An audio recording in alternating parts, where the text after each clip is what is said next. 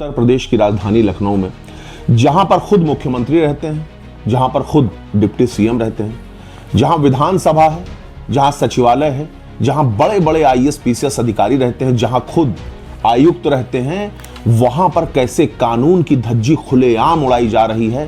कैसे जो धन पशु हैं, जो बड़े लोग हैं, जिनके बड़े बड़े प्रतिष्ठान हैं, कैसे वो लॉ एंड ऑर्डर की धज्जी उड़ा रहे हैं, उसका एक उदाहरण मैं आपको देता हूं। धुरंधर 2 मूवी आप जानते हैं, सभी नाबालिग बच्चों के लिए बैन की गई है। कोई भी नाबालिग बच्चा इस मूवी को देखने नहीं जा सकता। कोई भी सिनेमा घर, कोई भी प्रतिष्ठान नाबालिग बच्चों को इस पिक्चर को देखने के लिए प्रवेश नहीं दे सकता, प्रवेश को वर्जित किया गया है। उसके बावजूद भी उत्तर प्रदेश की राजधानी लखनऊ के निशातगंज में स्थित उमराव मॉल में स्थित आइनॉक्स सिनेमा घर में लगातार धुरंधर 2 मूवी नाबालिग बच्चों को दिखाई जा रही है। लगातार छोटे छोटे बच्चे, नाबालिग बच्चे इस ए ग्रेड मूवी को, जो सिर्फ एडल्ट्स के लिए है, जिनको पूरी तरीके से नाबालिग बच्चों के लिए प्रतिबंधित किया गया है, उनको बराबर उस मूवी को दिखाया जा रहा है, जिसकी सीसीटीवी फुटेज में भी वो चीज क्लियर हो रही है, जिसकी वीडियो मेरे पास किसी एक माध्यम से पहुंची। उस वीडियो में साफ प्रदर्शित हो रहा है कि छोटे छोटे नाबालिग बच्चे उस मूवी को देखने जा रहे हैं और उस सिनेमा घर के जो जिम्मेदार ऑफिसर्स हैं, जो कर्मचारी हैं, जो अधिकारी हैं, वो उनको प्रवेश दे रहे हैं, वो उनको रोक नहीं रहे हैं, अपनी जिम्मेदारी से भी हट रहे हैं और सरेआम कानून का भी वायलेशन कर रहे हैं। इसी संबंध में मेरे द्वारा एक शिकायत भी की गई। उस शिकायत पर क्या हुआ मैं आपको बताता हूं। 31 मार्च 2026 को रात में 8:30 बजे का शो था। उस शो में छोटे छोटे नाबालिग बच्चे धड़ाधड़ धुरंधर 2 मूवी देखने के लिए प्रवेश कर रहे थे। लगातार बड़ी बड़ी अथॉरिटीज के सामने, जो कि वहां के जिम्मेदार अधिकारी और कर्मचारी थे आइनॉक्स सिनेमा के उमराव मॉल के अंदर, उनके द्वारा उन बच्चों को प्रवेश भी दिया जा रहा था।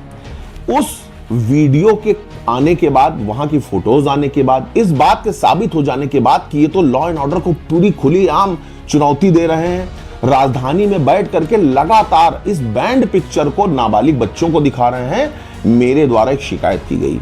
वो शिकायत इस वक्त मेरे पास है। मैंने सारी प्रिस्क्राइब्ड अथॉरिटीज को ये शिकायत भेजी। इस शिकायत को भेजने के साथ ही साथ, चूंकि हमारे जो प्रदेश के मुखिया हैं, वो लगातार इस तरीके के स्टेटमेंट्स देते रहते हैं। मुख्यमंत्री साहब लगातार अधिकारियों को कहते रहते हैं कि देखिए, किसी भी शिकायत को हल्के में मत लीजिए और त्वरित कार्यवाही करिए।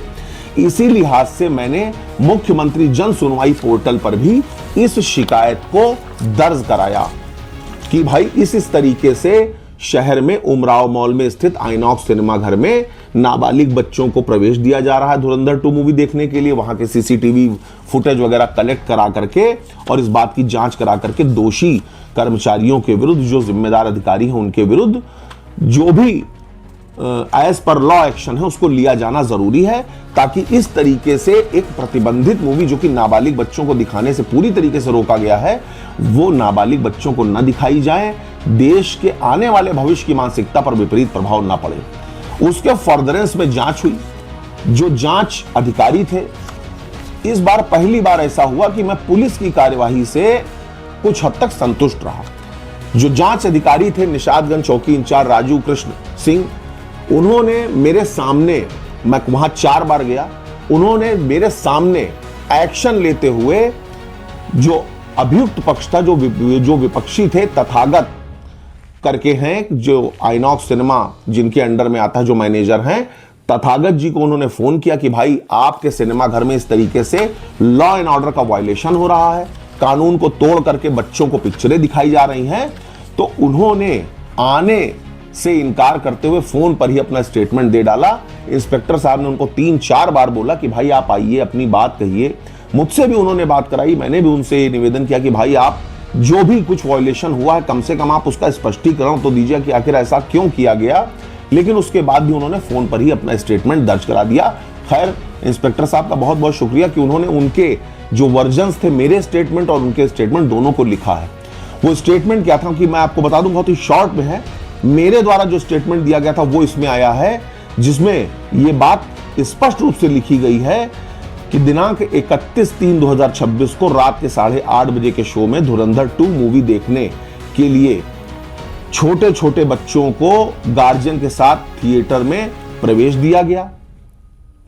जांच के क्रम में उमराव मॉल थिएटर के cinema general manager Shri Tathagat पुत्र महेंद्र प्रसाद निवासी उमराव मॉल महानगर लखनऊ द्वारा बताया गया। अभी ये एक्यूज्ड का स्टेटमेंट आया है जो विपक्षी हैं कि दिनांक 31/3/2026 की जो वीडियो आप मुझे दिखा रहे हैं, जो कि मेरे पास थी, जो एविडेंस है उसके बारे में क्या कह रहे हैं, उस वीडियो में सभी बच्चे 5 साल से कम उम्र के हैं जो अपने गार्जियन पर पूर्णतः आश्रित हैं। कुल मिलाकर के वेल प्रूव्ड ऑफेंस है।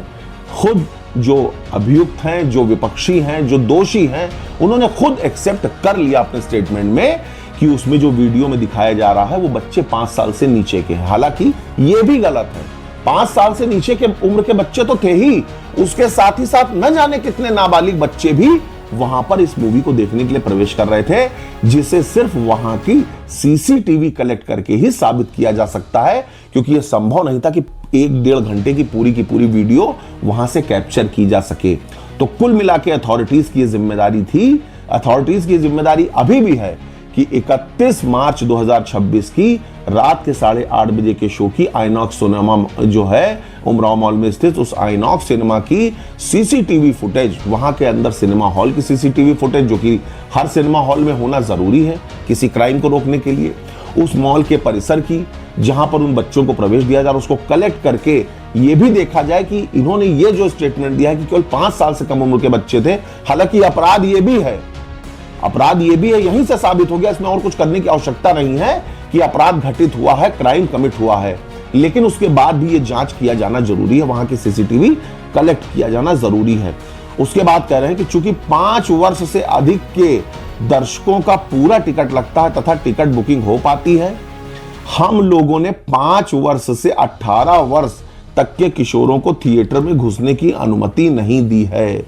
ये भी झूठ बोल रहा है। इसका फिर से मैं यही कहूंगा कि केवल और केवल मेरा ये निवेदन है प्रेस्क्राइब्ड अथॉरिटीज से, जिम्मेदार अधिकारियों से, कि वो वहां की सीसीटीवी फुटेज को कलेक्ट करें।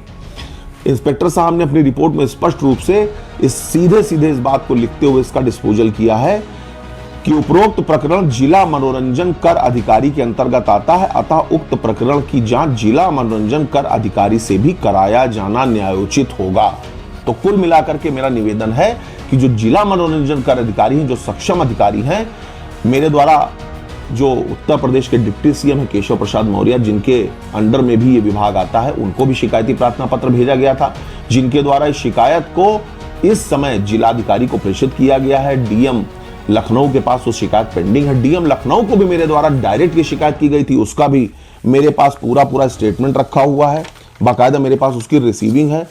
तो कुल मिलाकर के मैंने एक जिम्मेदार नागरिक होने के नाते अपनी ड्यूटी को निभाते हुए इस प्रकार के क्राइम के खिलाफ एक शिकायत की है। उस शिकायत के फर्दरेंस में फिलहाल अभी तक किसी प्रकार की कोई राहत नहीं मिल पाई है।